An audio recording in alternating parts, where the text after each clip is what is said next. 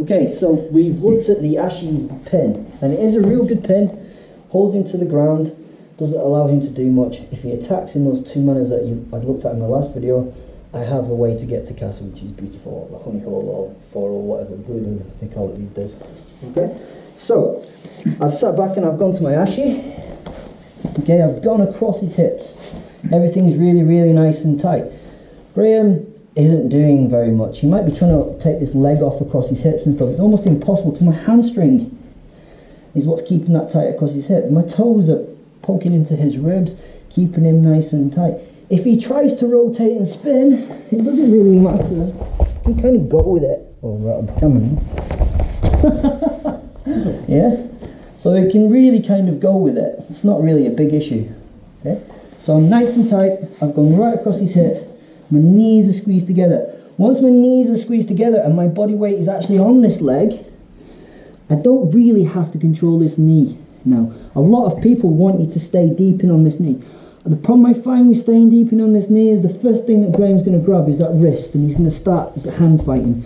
We don't really need that. Because I've got my body weight on his leg, I keep my hands up here. If he tries to sit up to get my arms, there's no arms to come and get.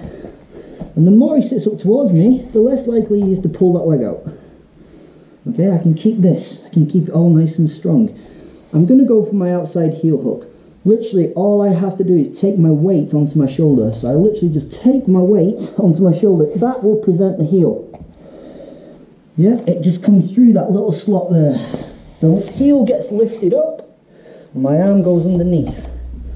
So I go on my side, hands away from his hands. I'm going to make a space by taking my weight onto my shoulder. My arm comes in here.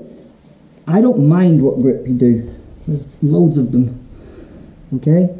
I use a grip that I feel like doing at the time. Okay? I'm going to put my weight onto my shoulder, and I'm going to slowly take my weight to the back of the room, and then add a little bit of torsion.